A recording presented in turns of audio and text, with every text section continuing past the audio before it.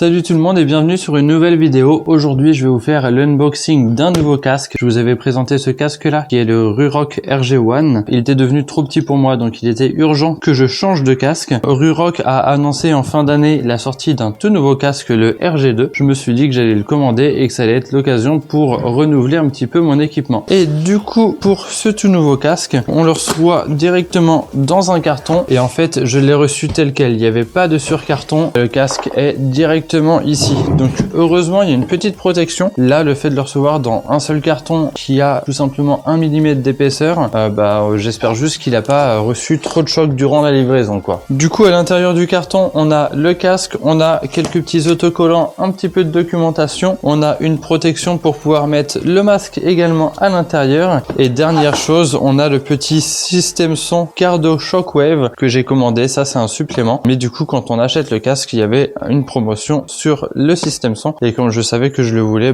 j'ai pris un package. L'intérieur du carton est plutôt sympa parce qu'on a pas mal de petits dessins du casque et de mise en situation, mais j'avoue quand même que j'aurais préféré le recevoir dans un beau carton avec un surcarton pour être sûr qu'il soit bien protégé durant le transport. Et on va passer directement au déballage du casque qui est donc dans sa petite protection et attention. Wow.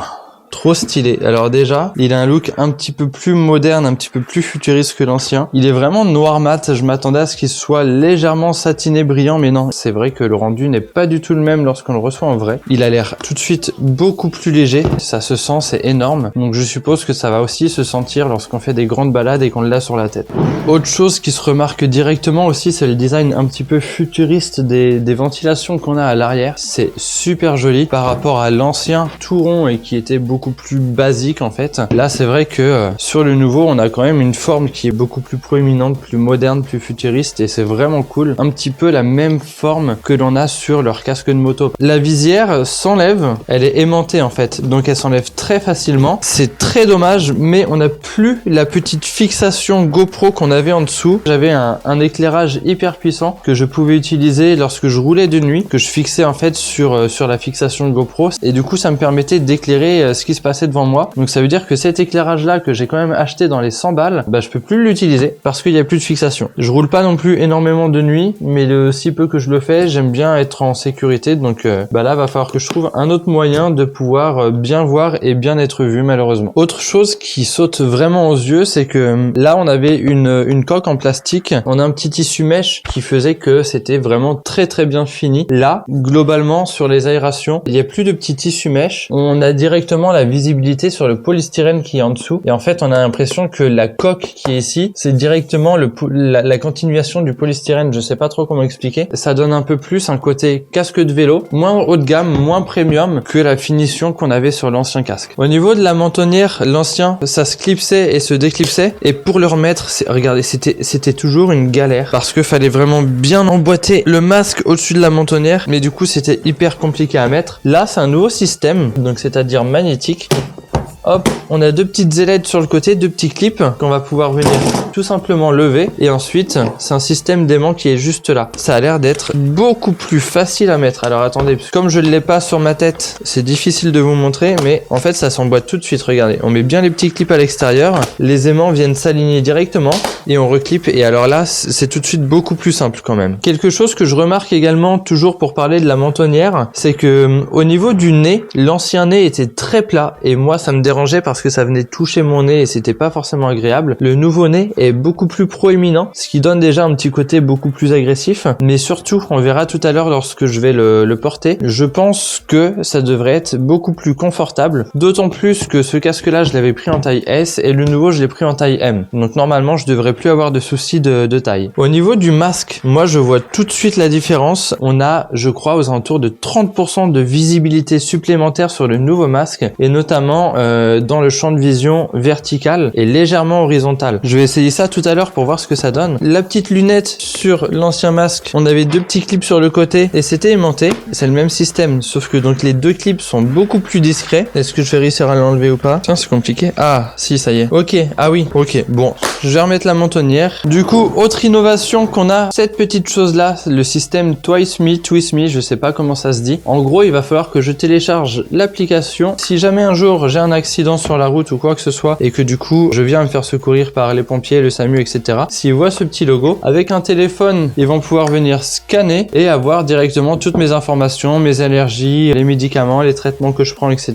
Donc ça, pour le côté sécurité, c'est vraiment cool en tout cas, parce que ça veut dire que si jamais j'ai un accident, j'ai toute une fiche médicale qui a été préenregistrée, ainsi que l'accès à certains contacts d'urgence. Pour les quelques changements qu'il y a à l'intérieur, alors la boucle magnétique c'est toujours la même, on a juste à le glisser pour déverrouiller et ça s'emboîte tout seul, donc c'est toujours le même système, ça fonctionne super bien et c'est nickel. Juste là on va avoir une petite molette de réglage, ça pareil, ça je suis très content de l'avoir, parce que du coup avoir un casque de taille universelle, tout le monde n'a pas forcément la même forme de tête, donc pour un casque qui est quand même similaire à du casque de vélo, du casque de ski, de skateboard, etc., je trouve ça vraiment bien d'avoir une petite molette de réglage juste ici à l'intérieur qui va venir juste serrer derrière les oreilles pour pouvoir ajuster le casque au maximum. Ça, je trouve que c'est vraiment une très très bonne idée. Autre chose qu'on retrouve à l'intérieur du casque, c'est le système Rayon. C'est en fait des petites capsules en silicone. Hop, je vais essayer de vous les montrer. Des petites capsules en silicone bleu là qu'on voit tout au fond. Et en fait, ça, ces capsules là, ça permet d'absorber une grosse partie du choc afin de pouvoir éviter les traumatismes crâniens. Donc c'était déjà à l'intérieur de l'ancien casque et en fait le système a été amélioré. Ça, je trouve que c'est aussi une très bonne idée, notamment pour les gens qui comme moi font du skate électrique. Forcément, quand on tombe, on se fait probablement plus mal sur du bitume que sur de la neige, parce que de base ce casque c'est quand même un casque fait pour les sports d'hiver, et du coup ça permet d'être d'autant mieux protégé. Bref, je pense que j'ai fait une présentation du casque assez complète. Quelque chose qui est un tout petit peu dommage, c'est que du coup comme la nouvelle lunette a été retravaillée pour avoir un plus grand champ de vision, forcément là j'avais commandé des lunettes supplémentaires pour mon ancien casque, mais du coup ces lunettes là ne sont malheureusement pas compatibles avec le nouveau casque, et maintenant je vais pouvoir retirer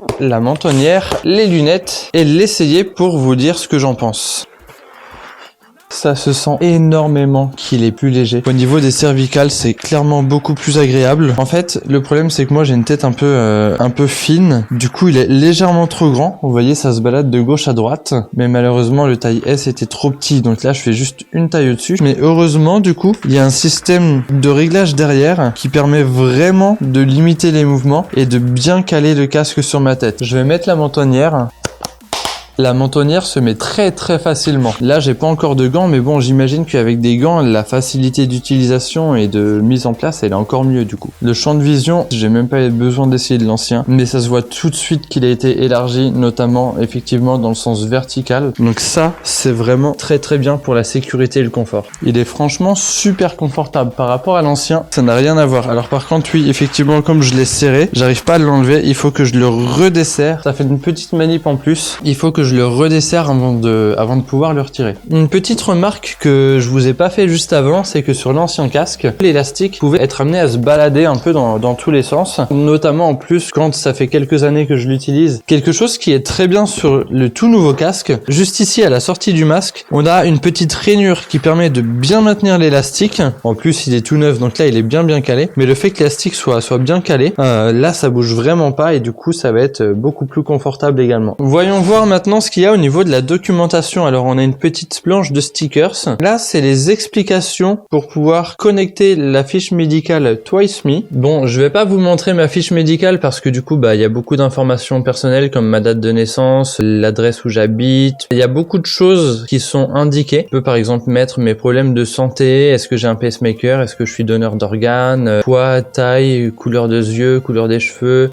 genre, nationalité, religion. Je peux mettre les contacts d'urgence, je peux mettre certains documents comme par exemple mon numéro de sécurité sociale, numéro de passeport, numéro de carte d'identité, tout plein de trucs en fait. Ça fait une fiche médicale vraiment très remplie et en fait on a juste à cliquer sur un bouton, coller le téléphone et ça envoie directement la fiche sur la petite puce qui est à l'intérieur. Donc ça c'est vraiment une très bonne idée je trouve. C'est ni plus ni moins un petit badge NFC, donc en plus de ça je pense que ça ne coûte pas grand chose et pourtant en termes de sécurité c'est quand même un gros plus. Alors en fait on a pas de manuel d'instruction. Si, on en a un petit ici. Est-ce que ça nous apprend des choses qu'on n'a pas vues? Non. Non, ça nous apprend rien de plus. Allez, je vais finir avec l'unboxing du petit système Shockwave. Il a été, comment dire, élaboré en collaboration entre Ruroc et Cardo, qui en fait fabrique les intercoms Cardo pour les motards. Si un jour je vais faire une balade avec d'autres riders, de communiquer à plusieurs si on a tous le même système, un système d'intercom quoi finalement, d'écouter la musique, mais aussi quelque chose qui est sympa et que je vais pouvoir essayer, c'est que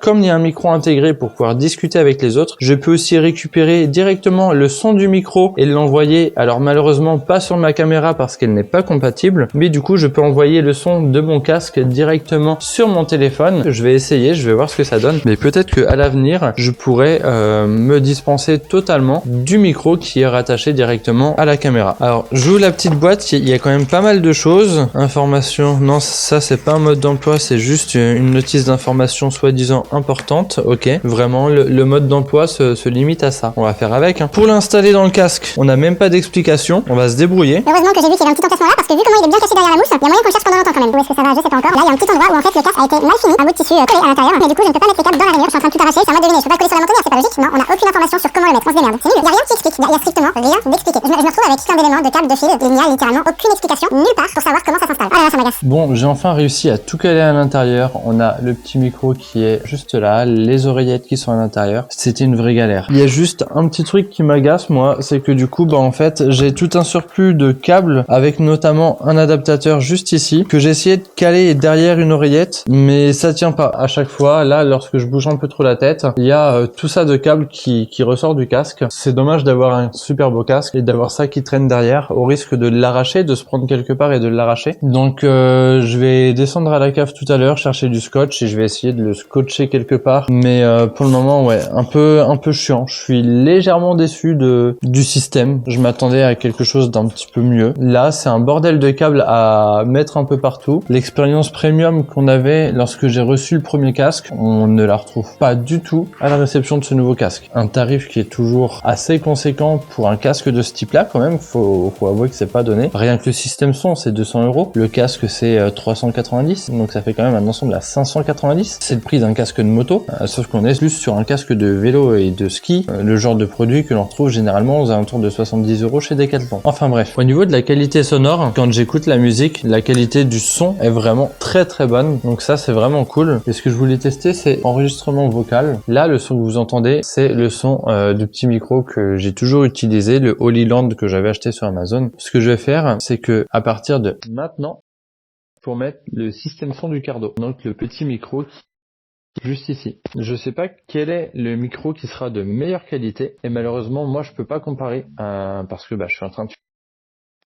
ça en post-production et je vous mettrai la conclusion de ce que je pense de l'audio et n'hésitez pas à me dire en commentaire quel est l'audio que vous préférez. Est-ce que lorsque je vais rouler sur mes prochaines vidéos, je continue d'utiliser ce petit micro là que je tiens à la main ou alors plus pratique du coup, j'oublie ce micro là et du coup j'utilise uniquement le micro du Cardo qui est juste là pour enregistrer mes vlogs.